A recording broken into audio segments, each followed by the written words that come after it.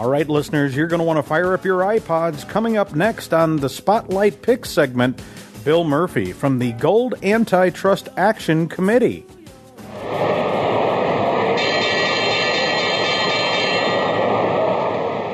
For over a decade, my next guest has worked to bring gold and silver manipulation to an end. Bill Murphy heads the Gold Antitrust Action Committee with Chris Powell. Welcome back, Bill. Great to be here, Chris. How's the weather today in Dallas? Not too much warmer than in Toronto, which hit a record high while I was up there. I didn't know where I was for a moment. I guess folks don't really think of warm weather way up in that latitude. Not at that time of year, for sure. I wanted to begin here, if we could, with a story from GATA's Daily Dispatches this week. It shows that the U.S. Buffalo 1-ounce coin, those beautiful new coins, well, the Mint has run out or exhausted its supply of blanks. What's going on here? The Mint's supposed to supply all the gold and silver coins to people that they want, and they keep coming up with one excuse after another. Year after year, they keep running out of these blanks. It's ridiculous. They just don't know what to do about the demand, and they want to keep it as minimal as possible, but they're struggling. You know, another article from your site there shows that Argentina could soon see capital controls. And this is a concern that many of our listeners are writing in and calling in about, that at some point it could be difficult to shift resources offshore. Is this something that you're watching? I suppose it's advisable for people that are concerned then to do something about it now. If you have reasons to want to get money or gold and silver elsewhere, there's plenty of ways to do it right now. So it's time to pay attention if that is of a concern. Very good. Well, why don't we jump right into then gold price manipulation? If memory serves here, it's only a few months ago. Wasn't it in March when you were before the congressional hearing covering just what you saw and what GATA thinks is occurring?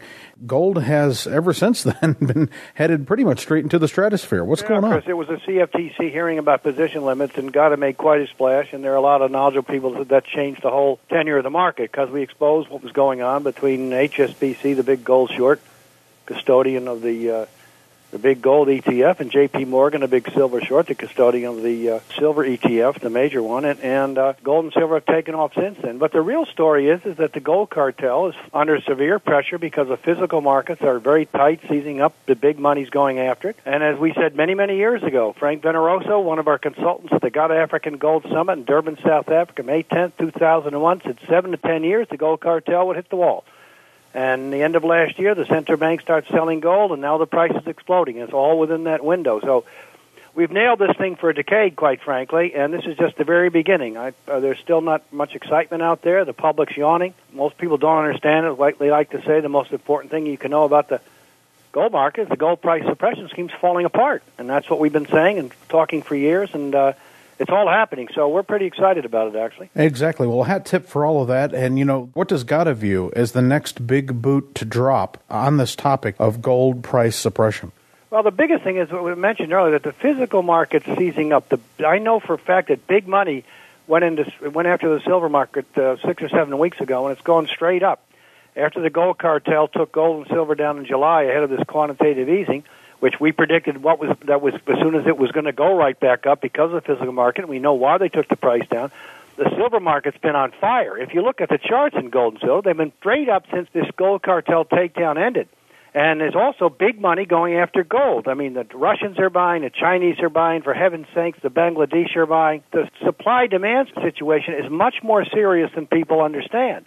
It's been understated for years, which we understood again a decade ago, and the establishment has it all wrong. And now they're hitting the wall, and they're having trouble meeting this demand. I mean, the IMF's going to be out soon. With all these other countries buying and big money buying, the explosion is still ahead of us. There's another interesting component to this story, action by the ECB and related European banks. You know, they've announced their intentions to stop selling gold after a decade of selling off their inventory of gold. Well, the problem is, again, supply. I mean, you have to wonder, you know, when GATA was first, everyone was mocking us, and Anglo Gold and Barrick Gold were mocking us publicly because we were decrying their hedges at below $300 an ounce. The bullion dealers were on our case. The public were calling a bunch of Looney Tunes, and we were dead right. Barrick Gold covered their final hedges, lost billions and billions of dollars, around $1,000 per ounce. And Anglo Gold, the other big hedger, just announced they're going to cover their hedges, if they can, around $1,300 an ounce. We were right. It's that simple. And we don't get any credit for it, but that's the way things are. But we know what we said and when, and Wall Street Journal had January 31st, 2008. Gold was under 1,000 before the crisis. we said gold's heading for $3,000 to $5,000 an ounce, and so we'll stick with that. At the last FOMC meeting, the Fed practically promised to hold rates unchanged, but they also talked about additional accommodation if needed. This sounds to me like what you referred to earlier, this quantitative easing. Isn't quantitative easing, Bill, just another convoluted way of saying we're going to print lots of money? Exactly, Chris. And again, we pounded the table on this on the price down when many of the other pundits were all talking about gold going into a bear market. We thought it was ridiculous. They took the price down because they know with our elections coming up, the incumbent's in trouble, the economy stinks. This was the biggest layup trade I've ever seen, and I said so at the time.